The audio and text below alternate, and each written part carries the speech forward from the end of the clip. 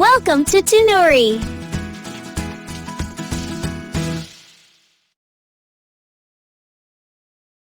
ஏங்க ஏங்க அங்க சும்மா உட்காந்து என்னத்த வேடிக்கை பார்த்துக்கிட்டு இருக்கீங்க? யாரும் நம்ம வீட்டு கதவை தட்டுற மாதிரி இருக்கு. வெளியில வேற இப்படி மழை பெஞ்சுக்கிட்டு இருக்கு. யாருன்னு கொஞ்சம் கதவை திறந்து பாருங்க அப்படின்னு மல்லிகா சமையல் அறையிலிருந்து குரல் கொடுத்த உடனேயே நாற்காலியில உட்காந்து வேடிக்கை பார்த்துக்கிட்டு இருந்த மாணிக்கம் பட்டுன்னு எழுந்திருச்சாரு. அட வரேன் மல்லிகா, இந்த மழை சத்தத்துல எதுவுமே கேட்கல.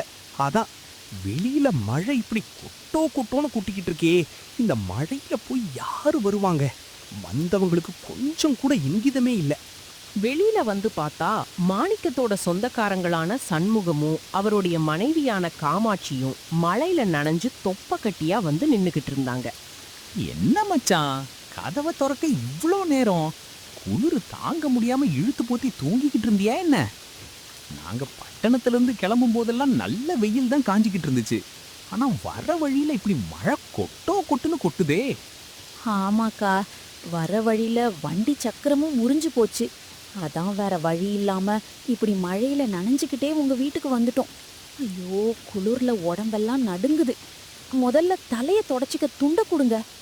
அச்சச்சோ காமாட்சி, எவ்வளவு கஷ்டம் வந்துருச்சு உனக்கு. சரி, 2 பேரும் உள்ள வந்து உட்காருங்க. உங்களுக்கு மாத்திக்க துணியும் அப்படியே துடைக்க டவலும் கொண்டு வரேன்.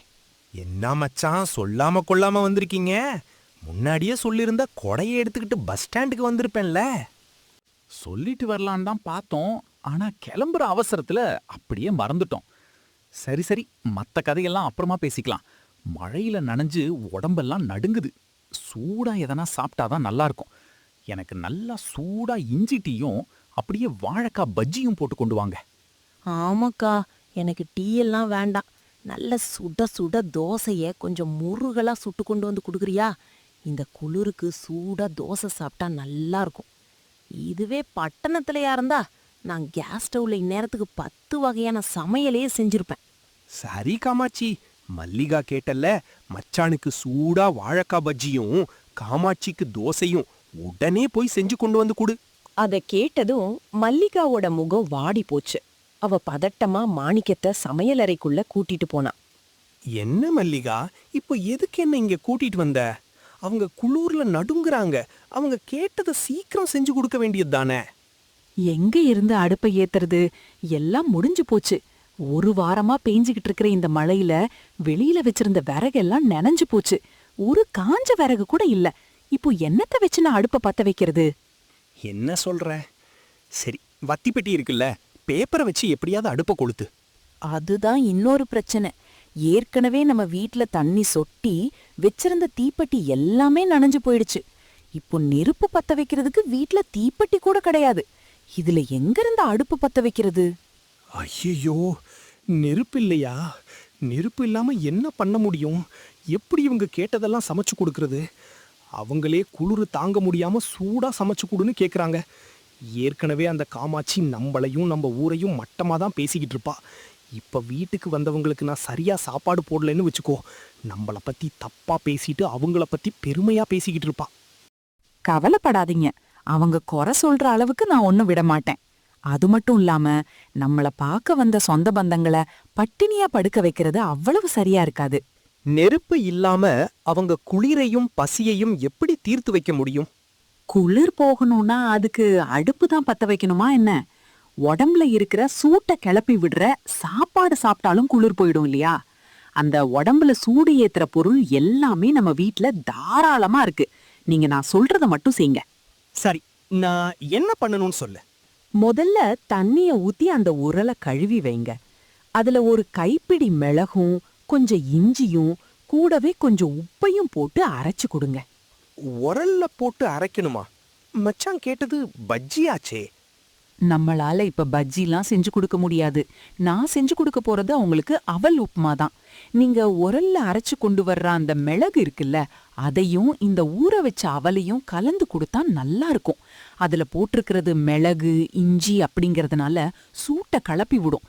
இத சாப்பிட்டதும் அவங்களுக்கு வேர்த்து ஊத்த போது பாருங்க. அதுக்கப்புறம் குளிருதுன்னு சொல்றாங்கல்ல, அந்த குளிரெல்லாம் பறந்து போயிடும். இதுக்கு அடுப்பு பத்த வைக்க வேண்டிய அவசியமும் இல்லை. நல்ல யோசனை இது.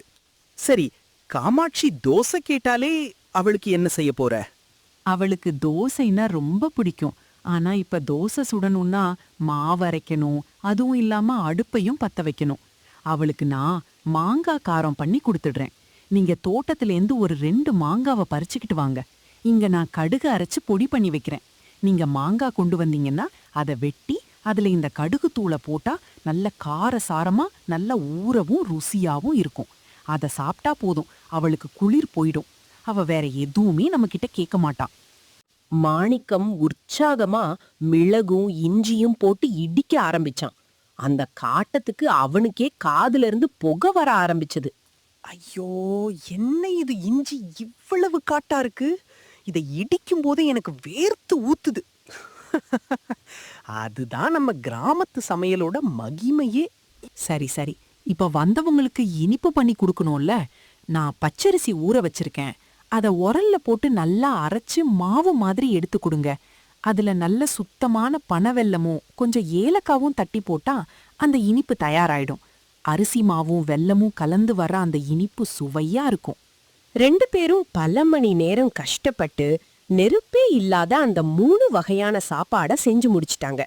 ஊற வச்ச அவல்ல போட்ட மிளகு தூளு, அப்படியே மாங்காவை வெட்டி போட்ட கடுகு தூளு, அது கூடவே அரிசியும் வெல்லமும் கலந்த இனிப்பு. இது எல்லாத்தையும் சேர்த்தா அவங்க முன்னாடி கொண்டு வந்து வச்சாங்க. என்ன மச்சான், இந்த பஜ்ஜியை செய்ய இவ்வளவு நேரமா? குளிர் தாங்க முடியாம நான் எவ்வளவு கஷ்டப்பட்டுட்டேன். அதானே, இதுவே பட்டணமா இருந்தா நான் கேஸ் ஸ்டவ்ல இந்நேரத்துக்கு 4 பேருக்கு தேவையான சாப்பாடை சமைச்சிருப்பேன். கிராமத்துல அடுப்பு பத்த வைக்கவே 1 மாசம் ஆகும் போல தெரியுதே. ஆமா, புகை வாசம் வீட்ல எங்கேயுமே வரலையே, எப்படி? காமாட்சி, கிராமத்துல குளிர் எடுத்தா அடுப்பை பத்த வச்சு குளிர போக்க மாட்டோம். சாப்பிடுற சாப்பாட்டுல தான் குளிர போக்குவோம். அந்த மாதிரி குளிர போக்குற சாப்பாட்டை என் பொண்டாட்டி செஞ்சிருக்கா. சாப்பிட்டு பாருங்க. சண்முகம் அந்த தட்டை பார்த்த உடனே அவனுடைய முகம் வாடி போச்சு. என்ன மச்சான், சுட சுட பஜ்ஜியை கொண்டு வந்து கொடுப்பேன்னு பார்த்தா நீ தண்ணியில ஊற வச்சு அவலை கொண்டு வந்து தரியே. இதை சாப்பிட்டா என்னோட குளிர் இன்னும் அதிகமாயிடுமே. சூடா எதனா செஞ்சு கொடுப்பீங்கன்னு பார்த்தேன், ஏமாத்திட்டீங்களே. இப்ப ஜில்லுன்னு இருக்கிற சாப்பாட்டை எப்படி சாப்பிடுறது? அதானே, என்னக்கா, நாங்க மழையில நனைஞ்சு வந்திருக்கோம், எங்களுக்கு தோசை கூட சுட்டு கொடுக்க முடியலையா?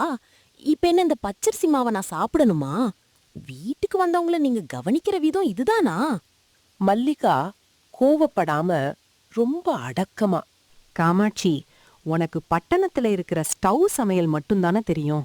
ஆனா கிராமத்துல இருக்கிற எங்களுக்கு தான் ஆரோக்கியத்துக்கு எது தேவைன்னு தெரியும். அண்ணே, நீங்க அந்த அவலை கொஞ்சம் எடுத்து வாயில போட்டு பாருங்க. அது நல்லா இல்லைன்னா சொல்லுங்க, நான் வேற எடுத்துட்டு வரேன். சண்முகம் விருப்பமே இல்லாம ஒரு கைப்பிடி அவலை எடுத்து அவனுடைய வாயில போட்டு மெல்ல ஆரம்பிச்சான். ஒரு நிமிஷம் அவனுக்கு ஒண்ணுமே புரியல. ஆனா அடுத்த நிமிஷம் அந்த இஞ்சி மிளகோட காரம் உப்பு எல்லாமே சேர்ந்து அவனுக்கு ரொம்பவும் நல்லா இருந்துச்சு. உடனே அவன், அடடா, என்ன காரம் அண்ணி இது! காரமா இல்ல, ஆனா காரத்தை சாப்பிட்ட மாதிரி உடம்பெல்லாம் சூடாகுதே. உள்ளுக்குள்ள இருந்து அனல் அப்படியே கிளம்புது. அதுதான் அந்த இஞ்சி மிளகோட மகிமென்ன. நீங்க அடுப்பு பத்த வச்சு அடுப்புக்கு முன்னாடி உட்கார்ந்து குளிர் போக்க வைக்கலாம்னு நினைச்சீங்க. ஆனா நான் உடம்புக்குள்ள போற அனலை கொடுத்து குளிர போக்க வச்சிட்டேன். இப்ப சொல்லுங்க, அடுப்புக்கு முன்னாடி உட்கார்ற அனல் வேணுமா இல்ல உடம்புக்குள்ள போற அனல் வேணுமா? சூப்பர் அண்ணி, எனக்கு இப்பவே வேர்க்க ஆரம்பிச்சிருச்சு பாருங்க. இத்தனைக்கும் எந்த ஒரு அனலுமே இல்லாம இது உண்மையிலேயே நல்ல விஷயம்தான் அண்ணி.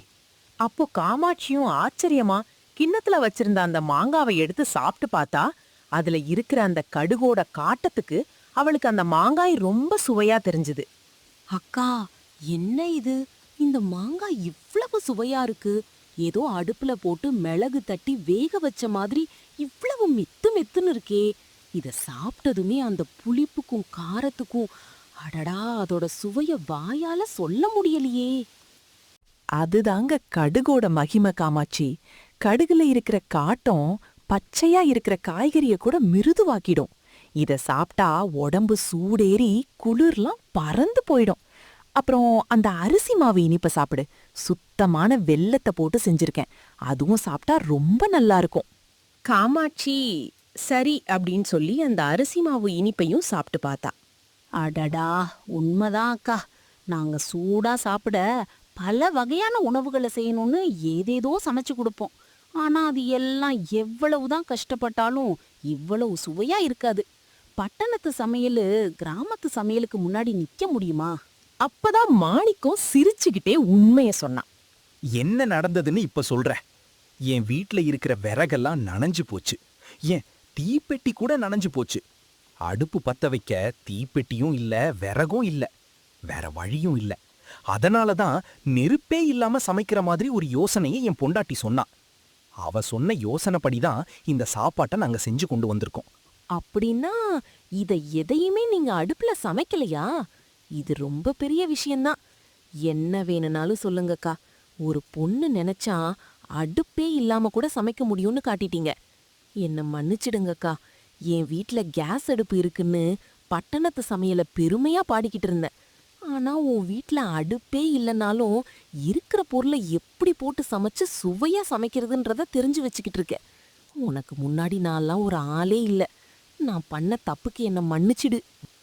வெளியில மழை பெஞ்சுக்கிட்டே தான் இருந்துச்சு.